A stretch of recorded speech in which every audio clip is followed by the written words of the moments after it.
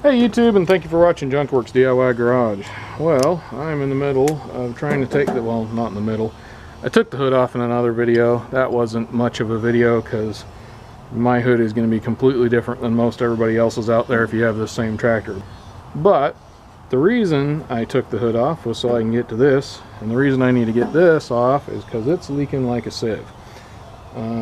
So my fix kind of fixed some of it when I did the gasket down here on the bowl, but it's still leaking, so I'm going to take it off so I can get a good look at what's going on down here. And the first thing I'm going to do is actually take that off the tool well here, and it's just 1/2-inch bolts, and hopefully they will come out easy.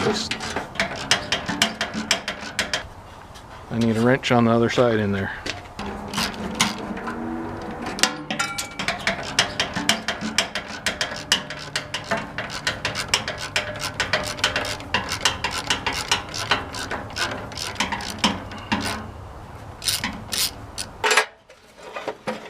Alright, now the reason I took the time to pull that out is because this is where I need to be to get these out. And I assume that'll probably be easier just getting that out of my way. There's 2 1/2-inch bolts down here. Let's see. Alright, well, I don't feel anything underneath there, so we shall see.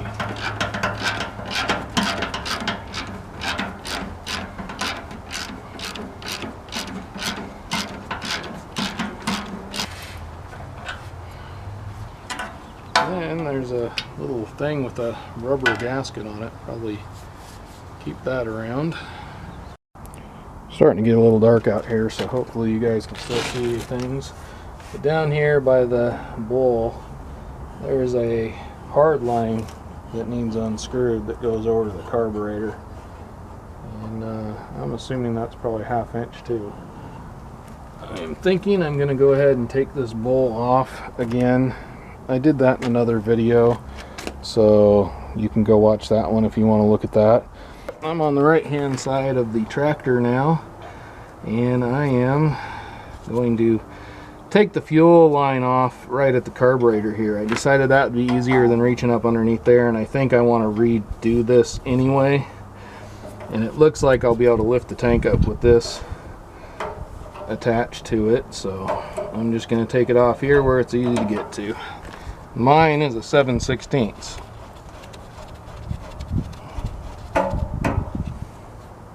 And there doesn't seem to be any fuel coming out of anywhere, so I must be plumb dry. So now we're where the battery would be sitting, and there is 2 more right here, 2 more bolts.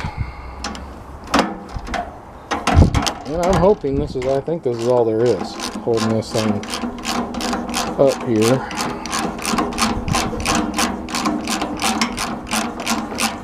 And once again, there's another one of these here, but there's no rubber thing on it. There appears to be one on the bottom, so I may have to put a chunk of rubber on here or some sort of padding on here just to keep it from wearing as it shakes.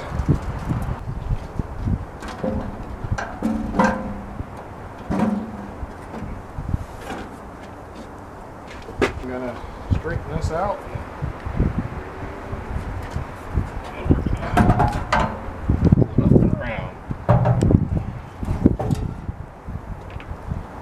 There's a good look at what this looks like with no gas tank or battery up here. So I'm going to get in here and kind of clean some of this stuff up and do that while I got this off as well. And this is where I say I am working on a gas tank. It can be dangerous if you don't know what you're doing. If you're not comfortable with doing any of the stuff I'm doing, don't do it. I'm not responsible if you do and you literally blow yourself up or hurt yourself or mess up your equipment. Don't do anything that I do if you're not comfortable doing it under your own caution. You are responsible for your own safety.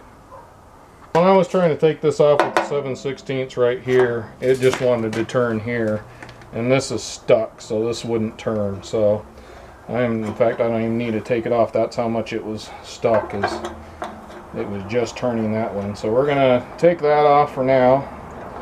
We'll probably see, I don't think this was leaking, so we'll probably see if we can clean it up and maybe reuse it, but I want to put a fuel filter in here. Now I do think that I solved some of the leaking problems when I did the gasket on here. It's supposed to stay on there. But unfortunately I do think that there's still some problems there. I'll lose that. And I think some of it's just in this valve right here is leaking. So I don't know if there's O-rings or something in here. But yet again, I'm going to try and just completely take it off. I do believe it's 3/4, but I cannot get a wrench of mine on there, at least not one of those. I got one more ditch effort. Now first of all, I'm just going to grab the thing and see if it'll turn. I'm going to pull that off of there. Yep, it'll turn. That could be why some of it's leaking too, I don't know. But we're getting it off. I honestly kind of thought it was leaking out from underneath this thing here, which it still might be. But now I am wondering, it might just be leaking out of these threads right here. Just from, it doesn't mean there's no sealing on there or anything, it doesn't look like. But I hate to, I'm going to clean this all up. I've done some scraping. I had to go empty it out because I couldn't see what I was scraping anymore. There was so much crud underneath here. But honestly, the more I see, the more I think it was just leaking from here, or maybe that bowl is still leaking. I know part of it is leaking anyway. So we're going to tear into that. I'm going to do some more cleaning up on this. I might even take a sander to it and touch it up, because it looks like they put some, I don't know, like a gray, I don't know if it was the gray that they put on the tractor or if this is a different color. I'll have to look it up, see what these are supposed to have on them. Anyway, I'm pretty happy so far. But I did use this. I was careful not to have sparks if I saw any inkling of a spark gonna happen, and I used a real soft bristle. This is magnetic, so it's not brass. I was hoping it was. If you can find like brass or aluminum ones of these, that would be the safest way to go. Yet again, if you do anything I do, I'm not responsible if you hurt yourself or kill yourself in this case. This around here is like a brass piece that's been soldered in here. So I'm hoping that's not leaking, because I really don't want to take heat and solder to this, but we'll see what happens down the road. You can see here where I was using this, and you can also see where all the rust pits and things are. So there's little rust divots in here that needed something like that anyway. So I'm not hurting this tank anyway. But regardless, then after I'm done doing that, so I got some 240 on here. Oh, 240, and I'm going to go over it with that, and that smooths it out pretty good. And you can see there's big scratches in here, not from that, but just stuff where it's been dinged up. And then it was just kind of rattle can primered, and there was a little bit of red. Looked like there was like a red primer, then the gray paint, I think, is what was on here. Who knows, but regardless, it's not going back original. This is what I'm doing to clean this up. You choose to do what you want to do.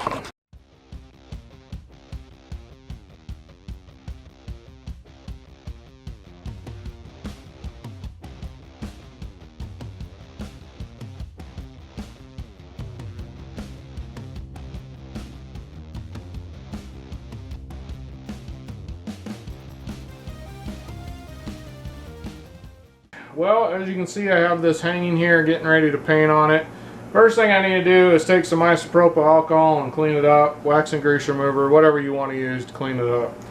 I'm going to use isopropyl alcohol because I have it here.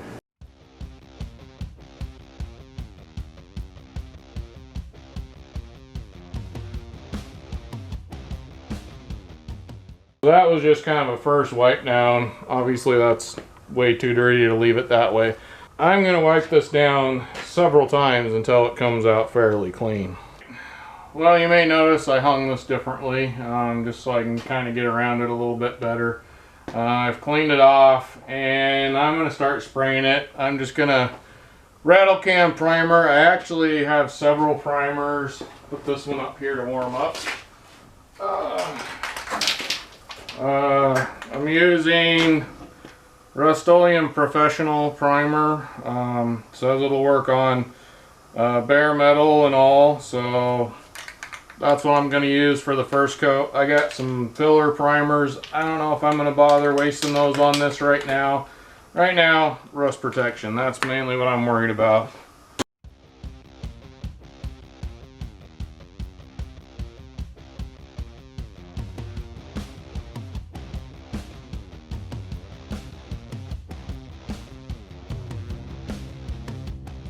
Well, I had some of this. I actually bought it a long time ago, so I don't even know how well it's going to work. It's a Martin Senior Napa paint, and it's a silver color.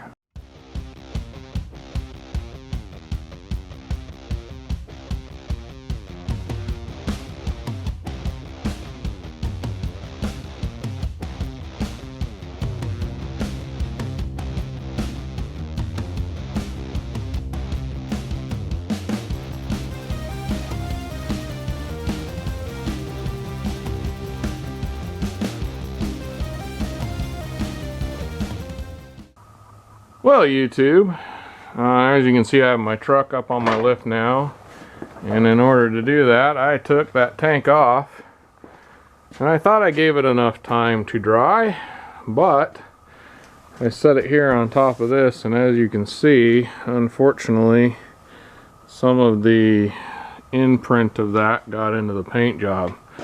But all in all, it'll keep the rust off for now. I might be able to wet sand and buff it out. We'll see. If not, I may give it a light scuff and shoot another layer on top of it.